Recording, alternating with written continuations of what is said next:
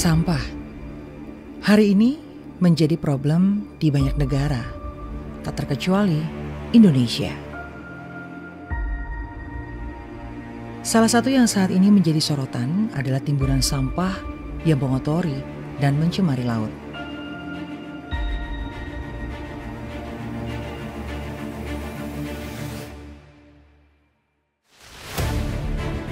Berbagai jenis sampah yang dibuang ke sungai dan akhirnya menjadi beban yang menumpuk di pantai dan mencemari laut.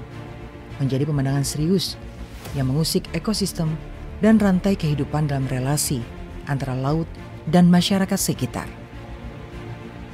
Pada sisi yang lain, ketergantungan dalam mencari penghidupan dari hasil laut adalah potret nyata kehidupan nelayan di Desa Bakambat, Kecamatan Aluh-Aluh, Kabupaten Banjar, Provinsi Kalimantan Selatan.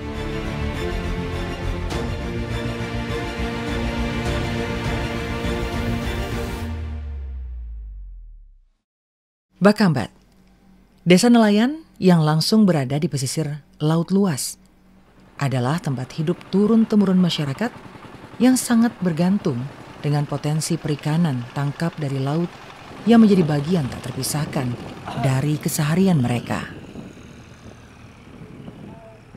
Bakambat menjadi cerita lain kehidupan kampung nelayan yang menjaga harmoni antara lingkungan dan sosial. Demi untuk bertahan agar laut yang menjadi sumber penghidupan mereka tetap menjadi laut yang teduh bagi aneka jenis ikan yang menghidupi keluarga mereka.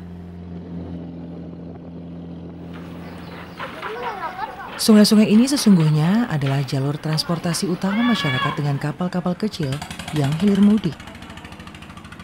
Sungai-sungai ini tidak sekedar jalur transportasi, tetapi lebih dari itu, juga menjadi jalur penting bagi mereka untuk menuju laut lepas saat mencari ikan. Sementara rumah-rumah kayu yang berderet di sepanjang aliran sungai sejatinya adalah tempat hidup mereka yang hampir semuanya adalah nelayan tangkap.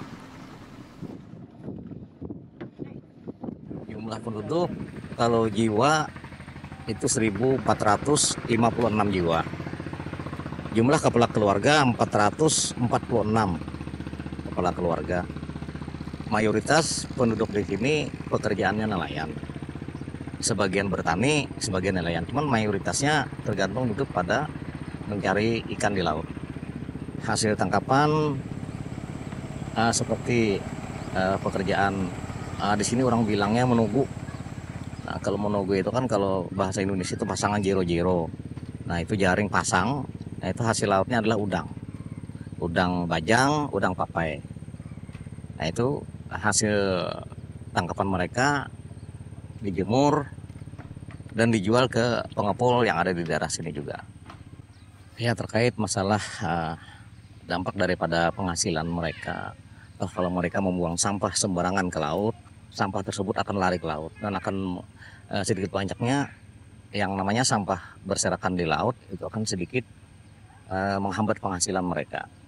Nah, jadi harapan kita dan kita mengupayakan untuk kegiatan-kegiatan gotong royong seperti pengumpulan sampah dilaksanakan misal sebulan sekali, dan kita berupaya untuk menghimbau ke seluruh warga agar membuang sampahnya ke tempat-tempat sampah yang ada di depan rumah masing-masing.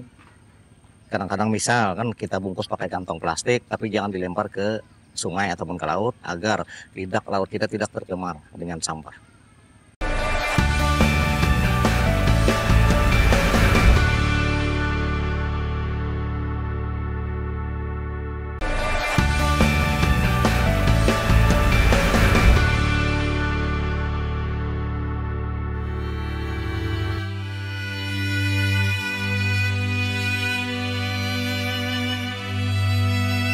Tim peneliti internasional Five Gears Institute di Los Angeles menemukan hal mencengangkan terkait banyaknya sampah plastik di lautan.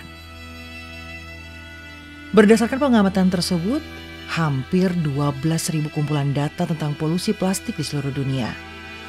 Mereka mendapati bahwa sekarang ada lebih dari 171 triliun keping plastik yang mengambang di lautan dunia. Sementara secara total, mereka memperkirakan berat semua plastik di lautan mencapai sekitar 2 juta ton. Hasil studi baru ini pun menjadi isyarat bahwa masih banyak pekerjaan rumah untuk mengatasi permasalahan sampah plastik, khususnya yang mengancam laut. Wahana Lingkungan Hidup Indonesia, WALHI Kalimantan Selatan mencatat, ada banyak persoalan sampah laut yang hulunya dari limbah domestik yang masuk melalui sungai. Sebagai persoalan serius yang mengancam kelangsungan nelayan dan lingkungan secara global. Melihat kondisi geografis Kalimantan Selatan yang memiliki garis pantai memanjang di kawasan Kabupaten Banjar, Tanah Laut, Tanah Bumbu, dan Kota Baru, sejatinya memerlukan upaya serius agar sampah tidak menjadi beban masa depan. Selama ini kita tahu bahwa selain bukan hanya di Kalsel aja, hampir semua provinsi daerah kita yang punya laut, karena negara kita juga negara bahari kan. Nah, termasuk di Kalimantan Selatan ini. Tentu yang pertama adalah terkait dengan tugas pemerintah sebagai mandat negara untuk melakukan pengelolaan lingkungan hidup. Salah satunya adalah sektor laut. Tapi selama ini penting karena kita juga punya, selain Undang-Undang Dasar 45, ya kita punya Undang-Undang PPLH. Bahkan di Kalsel sendiri sebenarnya punya perda tentang pengelolaan lingkungan hidup kan, PPLH-nya ini. Tapi dalam hal selama ini selalu sering kegiatan-kegiatan banyak fokus di sektor darat. Akhirnya padahal kemanapun sampah kita maupun limbah kita dari darat ini pasti muaranya adalah di laut. Maka ada istilah laut bukan tempat sampah. Jadi faktor jadi fokusnya di darat ini juga akannya berdampak terhadap laut. Karena sebelum sampai ke laut, muara-muara dari atau hulu-hulunya dari limbah maupun pencemaran ini jadi darat.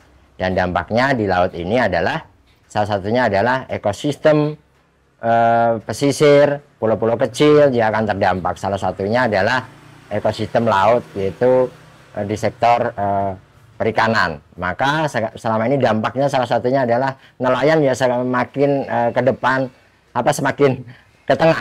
Jadi akhirnya biaya BBM ya semakin mahal, angka dan lain-lain. Akhirnya nelayan ya mencari ikan semakin ke tengah. Karena apa? Karena sampah yang ada di laut ini salah satu penyebab ya ikan semakin ke tengah. Dan ini terus selalu jadi permasalahan hampir semua negara. Nah, maka penting bahwa pemerintah harus fokus, salah satunya adalah bagaimana selain hukum adalah penegakan hukumnya.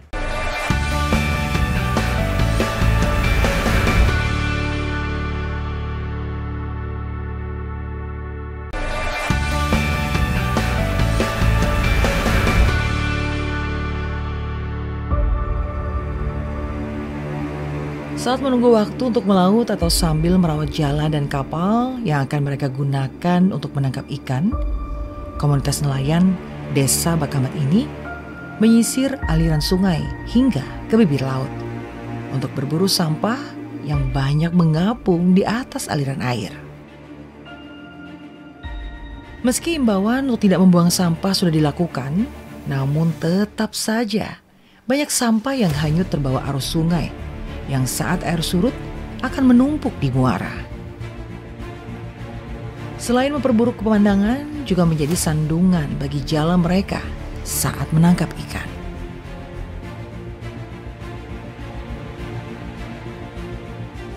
Perburuan sampah dan plastik dilakukan setiap kali air pasang, sehingga memudahkan kapal yang digunakan masuk ke setiap lorong sungai-sungai kecil hingga ke muara yang akan langsung berhadapan dengan laut. Setiap sampah plastik diambil dan dimasukkan dalam kapal untuk nantinya dikubur. Kegiatan menjaga kawasan laut dan sungai bersih dari sampah juga melibatkan warga dan anggota Karang Taruna Desa agar pesan untuk menjaga dan memastikan lingkungan tidak tercemar sampah menjadi perhatian bersama. Kami di sini sebagai komunitas pencinta alam termasuk di Desa Bakambat, kami berkolaborasi dari organisasi Ada organisasi Karang Taruna, ada organisasi remaja masjid, yang mana kami setiap 2 minggu sekali melihat peredaran sampah di sungai-sungai, tepatnya di Desa Bakambat, semakin banyak. Nah, sehingga kami memutuskan untuk setiap 2 minggu sekali untuk membersihkan sampah-sampah tersebut. Apalagi menjelang perayaan Hari Besar Islam, misalkan Hari Raya Idul Adha dan Hari Raya Idul Fitri, sehingga kami 3 hari sebelum menjelang Hari Kebesaran itu kami segera membersihkan, dan kami ada mempunyai grup tersendiri sehingga kami berkomunikasi melewat via tersebut. Alhamdulillah kalau kami ini masih membangun lah intinya. Kami mengajak para pemuda intinya untuk sadar kepada lingkungan tersebut, sehingga dengan kesadaran dari pemuda-pemuda yang lainnya bisa tergerak juga ikut. Apalagi di desa kami ini kan mayoritas masyarakatnya nelayan, dan kebiasaan masyarakat di sini masih membuang sampah pada area-area sungai. Nah, sehingga kami itu memikirkan dampak negatifnya nanti.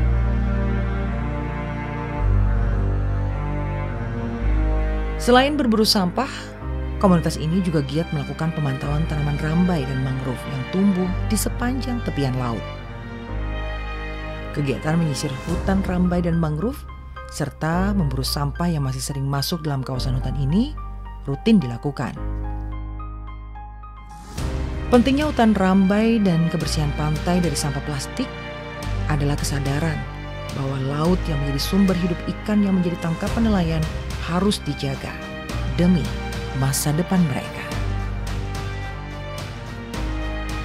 Ya, kalau masyarakat desa sini menghadapi masalah sampah tadi, masyarakat sini menyusuri sungai untuk membersihkan sampah-sampah.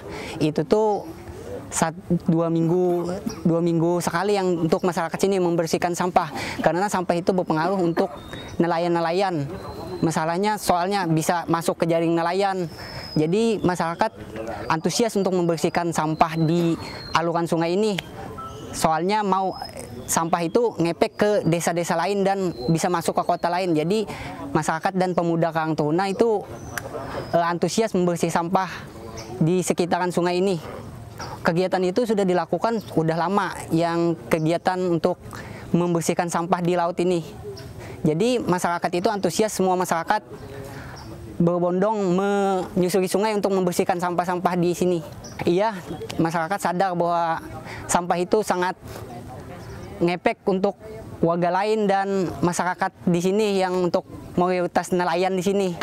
Itu untuk petani pun itu ngepek, soalnya sampah-sampah itu bisa numpuk di perumahan itu. Itu kesadaran masyarakat sendiri. Jadi masyarakat sadar bahwa setiap 2 minggu sekali itu masyarakat siap untuk gotong royong yang menyusuri sungai untuk membersihkan sampah tadi.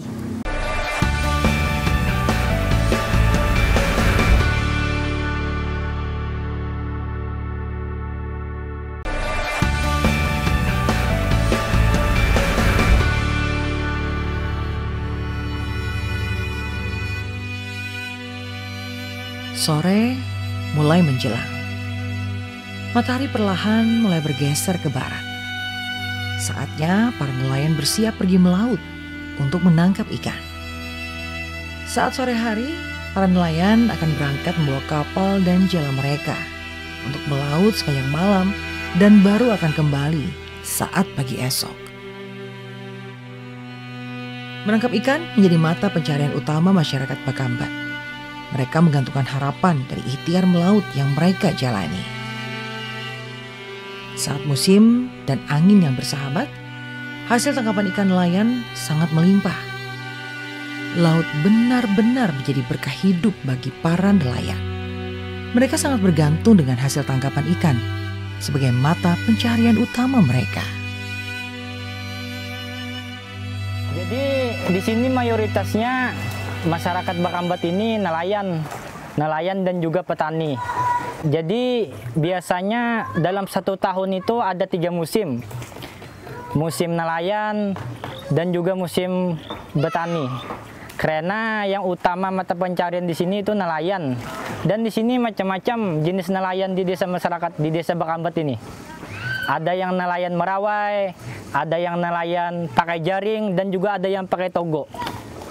Jadi di sini misalnya bulan 11 sampai bulan 12 itu masyarakat desa Bakambat ini nelayannya itu merawai ke laut.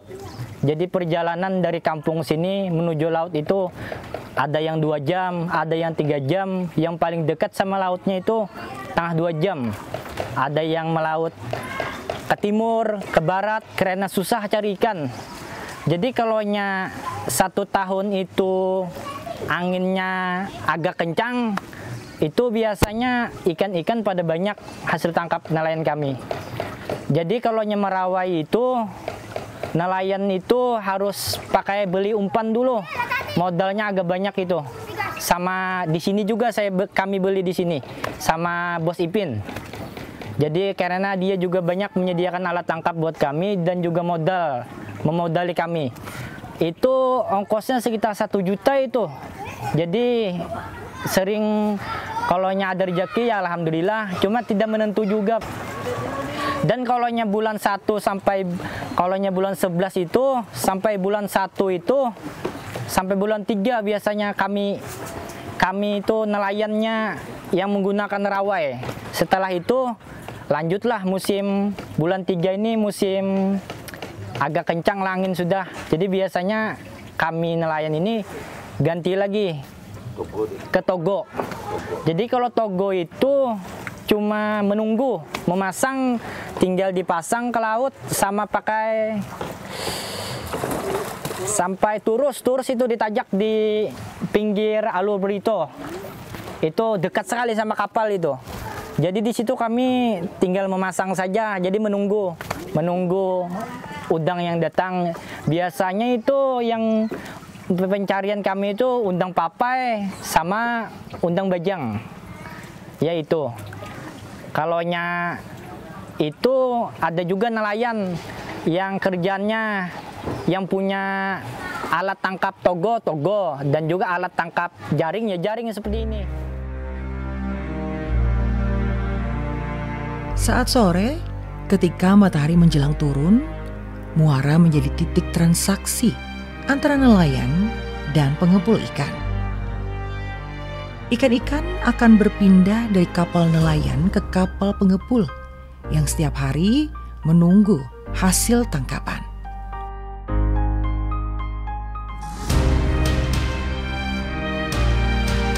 Laut dan kehidupan nelayan menjadi 2 sisi yang saling berhimpitan. Dari laut luaslah nelayan mencari penghidupan.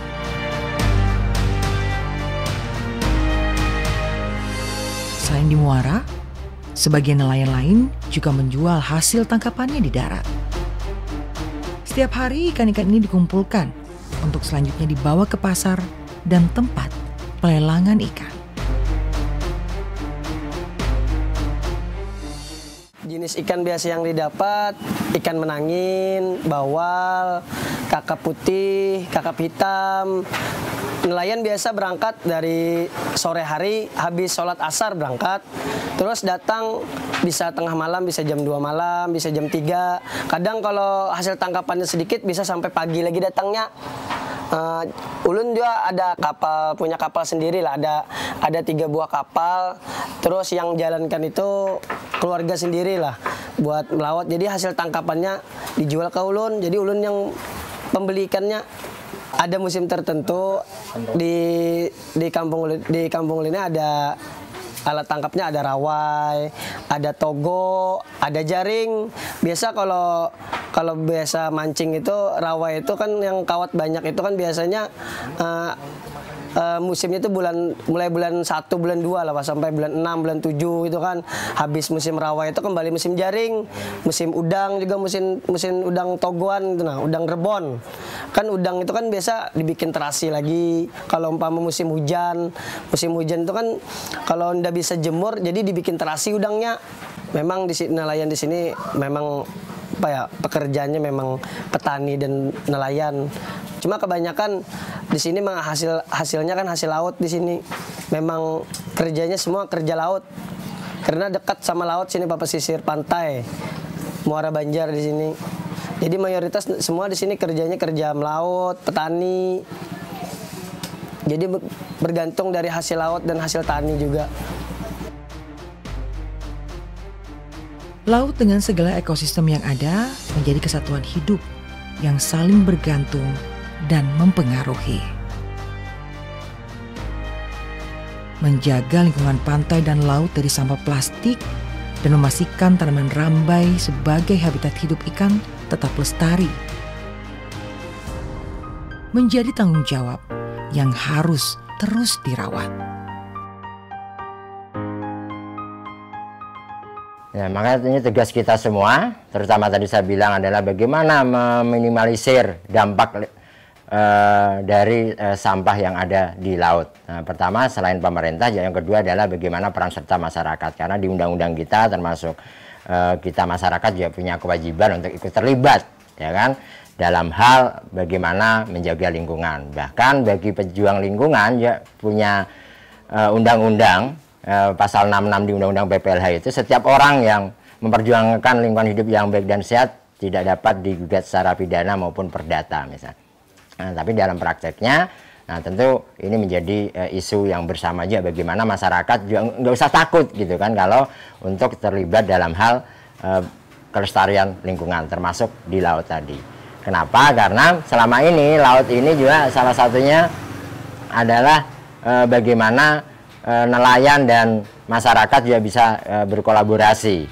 Karena hulu hilirnya selain kebijakan pemerintah, maka masyarakat juga harus salah satunya bagaimana diberi pemahaman oleh pemerintah bagaimana mengelola, ya kan, supaya sampah yang ditimbulkan itu bisa diminimalisir, baik B3 maupun sampah organik, anorganik dan lain-lain ini juga bisa terkelola dengan baik. Sadarkan hidup dari laut, menjaga agar laut tidak terganggu adalah nafas hidup yang selalu dirawat. Merawat hubungan alam dan manusia dalam kesatuan kepentingan yang bertaut adalah pesan penting dari Harmoni di Bibir Kurau yang bercerita tentang relasi hidup antara manusia dengan lingkungan. Harmoni di Bibir Kurau adalah catatan kecil dari Bakambat, sebuah desa paling ujung di Kabupaten Banjar, Provinsi Kalimantan Selatan, tentang masa depan laut dan masa depan kita.